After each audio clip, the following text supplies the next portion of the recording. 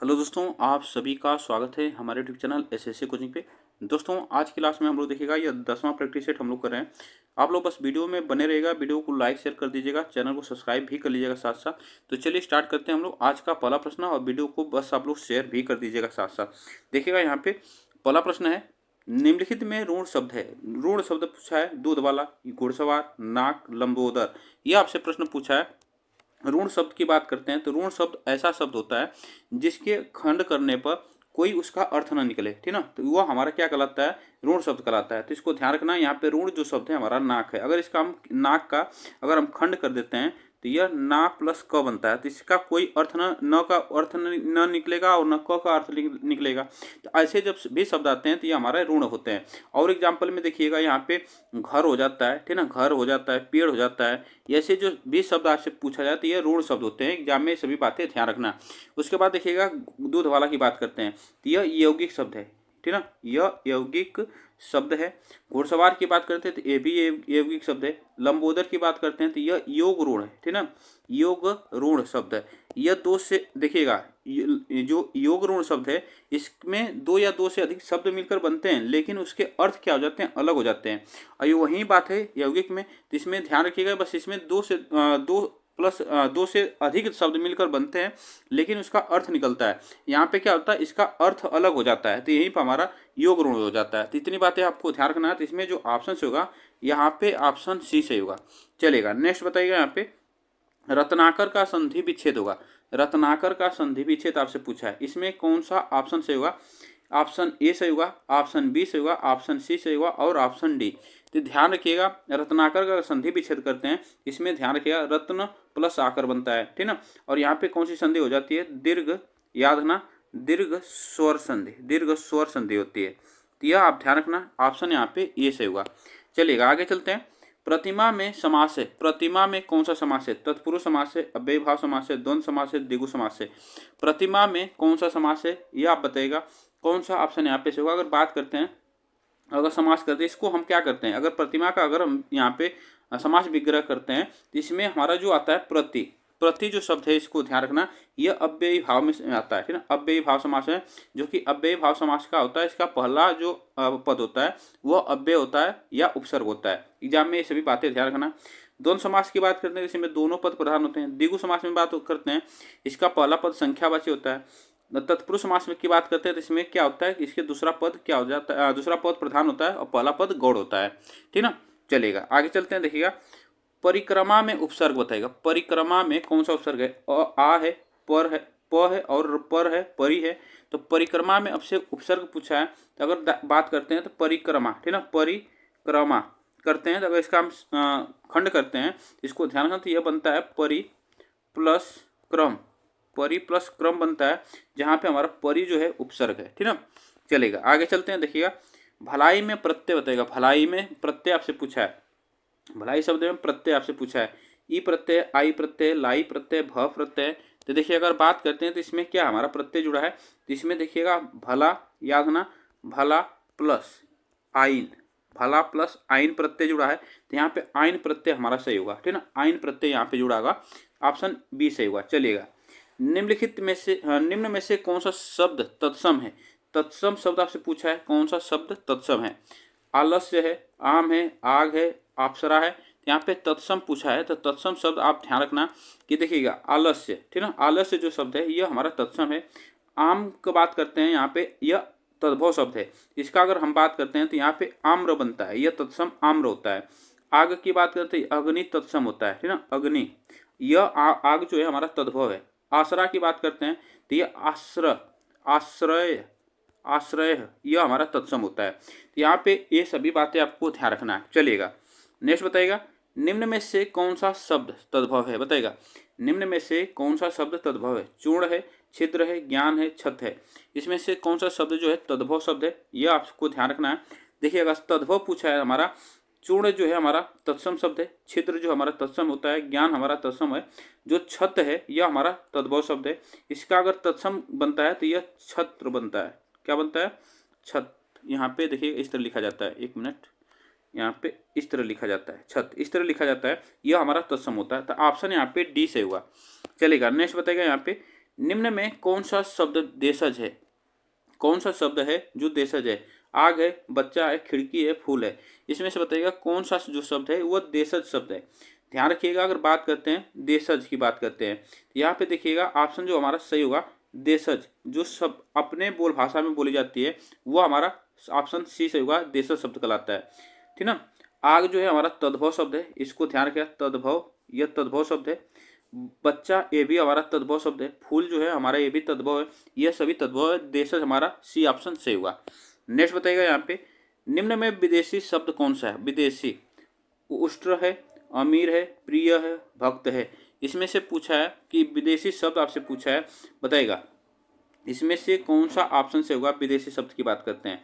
देखिएगा इसमें बात करते हैं तो विदेशी जो शब्द है अमीर, ठीक ना, ये ध्यान रखिएगा, यह विदेशी शब्द है और कौन सी भाषा में है? तो यह अरबी भाषा में है। ठीक ना, अरबी भाषा में ये आपसे प्रश्न पूछा जाता है। नेक्स्ट बताइएगा यहाँ पे, निम्न में संज्ञा शब्द है। निम्न में संज्ञा शब्द कौन है? गंगा है, पुराना है, नीला है, मोटा है। तो इसमें ध्यान रखना, संज्ञा पूछा है तो संज्ञा शब्द क्या होता है हमारा? ध्यान रखिएगा यहाँ पे गंगा, ठीक ना, गंगा हमारा संज्ञा शब्द है और यह सभी क्या है? विशेषण है। ठीक ना, यह सभी विशेषण शब्द है। यह बातें ध्यान रखना, गंगा हमारा क्या है? संज्ञा शब्द है। आगे चलते हैं। नेक्स्ट बताइएगा, ठेठ हिंदी का ठाठ किसकी रचना है? ठेठ हिंदी की ठाठ किसकी रचना है? ज्योतिश्वर ठाकुर की, अयोध्या सिंह उपाध्याय हरिओद की, किशोरीदास वाजपेयी की, चंद्रधर शर्मा गुलेरी की। तो बात करते हैं ठेठ हिंदी ठाठ, एग्जाम में पूछा गया है प्रश्न, तो इसको ध्यान रखना, यह अयोध्या सिंह उपाध्याय हरिओद की रचना है। नेक्स्ट देखिएगा यहाँ पे, शुद्ध वाक्य छांटिए। इसमें से शुद्ध वाक्य की बात करते हैं। शुद्ध, उस वन में प्रातः काल के समय का दृश्य बहुत ही सुहावना होता है। उस वन में सुबह के समय का दृश्य बहुत ही सुहावना होता है। उस वन में प्रातः काल का दृश्य बहुत ही सुहावना होता है। उस वन में सवेरे के समय का दृश्य बहुत ही मनोरम होता था। इसमें से होता था, इसमें से पूछा है, सभी में होता था इसमें पूछा है, इसको ध्यान रखिएगा। इसमें से आप बताइएगा कौन सा ऑप्शन से होगा?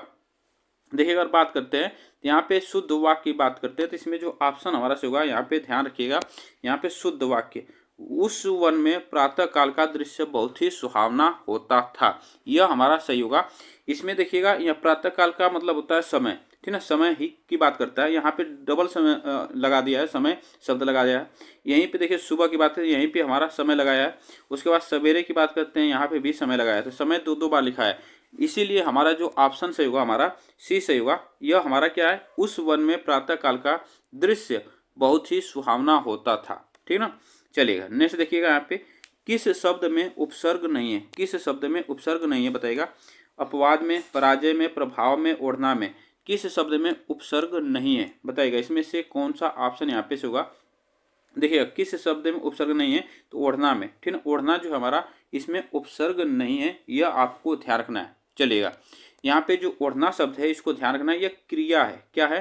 क्रिया शब्द है, यह क्रिया शब्द है और ये सभी क्या है हमारे इसमें उपसर्ग लगा है, ठीक ना, इसमें सभी उपसर्ग लगा है। चलिएगा आगे चलते हैं। नेक्स्ट देखिएगा यहाँ पे, निम्नलिखित में स्त्रीलिंग शब्द बताइएगा, स्त्रीलिंग बताइएगा, स्त्रीलिंग बताइएगा कौन सा ऑप्शन से होगा? किन्नर, अहिंसा, अंतरी और अपरिग्रह बताइएगा। इसमें से पूछा है कि स्त्रीलिंग शब्द आपसे पूछा है। देखिए अगर बात करते हैं, किन्नर उभय लिंग है, ठीक ना, उभय लिंग शब्द है, ठीक ना, उभय लिंग शब्द है, यह बातें ध्यान रखिएगा। इसमें से जो ऑप्शन पूछा है हमारा अहिंसा, ठीक ना, यह स्त्रीलिंग शब्द है। अंतरी जो है पुल्लिंग है, ठीक ना, यह पुल्लिंग शब्द है, यह ध्यान रखिएगा, पुल्लिंग है। अपरिग्रह ये भी हमारा क्या पुल्लिंग है, तो यह आपसे प्रश्न पूछ लिया जाता है। आगे चलते हैं, देखिएगा रत्नावली दोहा संग्रह किसके द्वारा रचा गया है? रत्नावली दोहा संग्रह किसके द्वारा रचा गया है? रत्नावली, तुलसीदास, बिहारी, रामानंद। इसमें से पूछा है कौन सा ऑप्शन यहाँ पे से होगा? ध्यान रखिएगा, यह अगर बात करते हैं, एक बात ध्यान रखिएगा, यहाँ पे अगर पूछ लिया जाता है ऑप्शन में अगर तुलसीदास न रहें, ठीक है, अगर ऑप्शन में तुलसीदास न रहें तो यहाँ पे ध्यान रखिएगा, यहाँ पे तो ऑप्शन हमारा तुलसीदास सही होगा। लेकिन अगर रत्नावली की बात करते हैं तो रत्नावली जो है हर्षवर्धन द्वारा लिखी गई है, ठीक ना, हर्षवर्धन द्वारा लिखी गई है। यह एक बातें ध्यान रखिएगा, एग्जाम में प्रश्न पूछ लिया जाता है, तो ये भी आपसे पूछा जाता है। चलिएगा आगे चलते हैं, देखिएगा लिंग बताइएगा। मनगढ़ंत पुल्लिंग है, स्त्रीलिंग है, उभयलिंग है, नपुंसक लिंग है। तो इसमें देखिएगा मनगढ़ंत जो शब्द है इसमें से पूछा है, तो यह ध्यान रखिएगा स्त्रीलिंग शब्द है, ठीक ना, मन से गढ़ा हुआ, यह स्त्रीलिंग शब्द है। चलिएगा आगे चलते हैं। देखिएगा वाक्यांश का एक शब्द बनाइए जिसके हृदय में ममता नहीं है, जिसके हृदय में ममता नहीं है। निर्मम, निर्दय, निर्भय, निहृदय, इसमें से बताइएगा कौन सा ऑप्शन सही होगा। जिसके हृदय में ममता नहीं है, तो यह आप ध्यान रखना, उसे हम कहते हैं निर्मम, ठीक ना, उसमें हम कहते हैं निर्मम। निर्दय की बात करते हैं तो जिसके हृदय में दया न हो, वहाँ पे हमारा क्या होता है, दया न हो, वहाँ पे निर्दय। निर्भय की बात करते हैं तो निडर, ठीक ना, निडर, इसे कहा जाता है निडर। यह बातें ध्यान रखिएगा। चलेगा, किस वाक्य में विराम चिन्ह का उचित प्रयोग नहीं है, किस वाक्य में विराम चिन्ह का उचित प्रयोग नहीं है, इसमें से बताइएगा कौन सा ऑप्शन से होगा। मैं मनुष्य में मानवता देखना चाहता हूँ, उसे देवता बनाने की मेरी इच्छा नहीं है। वह दूर से, बहुत दूर से आ रहा है। सुनो सुनो, वह गा रही है। प्रिय महाशय, मैं आपका आभारी हूँ। तो देखिएगा यहाँ से पूछा नहीं, यहाँ पे यह जो शब्द है हमारा सही है, ठीक ना। इसमें जो पूछा है यहाँ पे विराम चिन्ह का जो हमारा सही नहीं हुआ, तो यहाँ पे देखिएगा, यहाँ पे हमारा उद्धरण चिन्ह यहाँ पे रहेगा और यहाँ पे हमारा उद्धरण चिन्ह रहेगा और इसके बीच में हमारा और शब्द जुड़ेगा, ठीक ना, और शब्द जुड़ेगा, तो यहीं पे हमारा ऑप्शन से होगा, ठीक ना, ऑप्शन ए हमारा सही है। चलिएगा आगे चलते हैं। निम्न में महाप्राण व्यंजन है, महाप्राण व्यंजन की बात करते हैं, इसमें से बताएगा महाप्राण। देखिएगा महाप्राण की बात करते हैं तो वर्गीय व्यंजन का दूसरा और चौथा व्यंजन जो होते हैं वह हमारे महाप्राण होते हैं। और अल्प प्राण पूछा जाता है, अल्प प्राण पूछा जाता है, इसमें तीसरा, पहला, तीसरा और पांचवा वर्ण होते हैं वह अल्प प्राण होते हैं। इसमें ध्यान रखिएगा, इसमें जो ऑप्शन से होगा सी ऑप्शन यहाँ पे सही है, ठीक ना, सी ऑप्शन यहाँ पे से होगा, इसको ध्यान रखिएगा, एग्जाम में सभी बातें आपको याद रखना है। निम्न में से अघोष वर्ण होता है, अघोष वर्ण की बात करते हैं, बताइएगा अघोष वर्ण की बात करते हैं। देखिएगा अघोष वर्ण जो होता है वर्गीय व्यंजन का पहला, याद रखना, पहला दूसरा होता है, पहला दूसरा वर्ण जो होता है हमारा अघोष होता है। और सघोष की बात करते हैं, सघोष की बात करते हैं तो ये तीसरा, चौथा और पांचवा होता है, तीसरा, चौथा और पांचवा सघोष होते हैं। इसमें ऑप्शन जो हमारा से होगा, ध्यान रखिएगा प, ठीक ना, प जो है हमारा अघोष है और घ, ब और ग इसमें हमारा सघोष है। आगे चलते हैं। देखिएगा निम्न में कंठ वर्ण कौन सा है, कंठ वर्ण, इसमें से बताएगा उ है, अ है, ई है, ई, बताइएगा इसमें से कौन सा ऑप्शन से होगा। कंठ वर्ण की बात करते हैं, देखिए उ जो है हमारा यह ओष्ठ व्यंजन है, ठीक ना, ये सॉरी ओष्ठ वर्ण है, ओष्ठ वर्ण है। अ जो हमारा कंठ है, ई जो है हमारा, ध्यान रखिएगा, ई की बात करते हैं तो ये तालव्य है, तालव्य है, ई दोनों हमारे तालव्य होते हैं। एग्जाम में आपसे डायरेक्ट ये सभी बातें पूछी जाती है।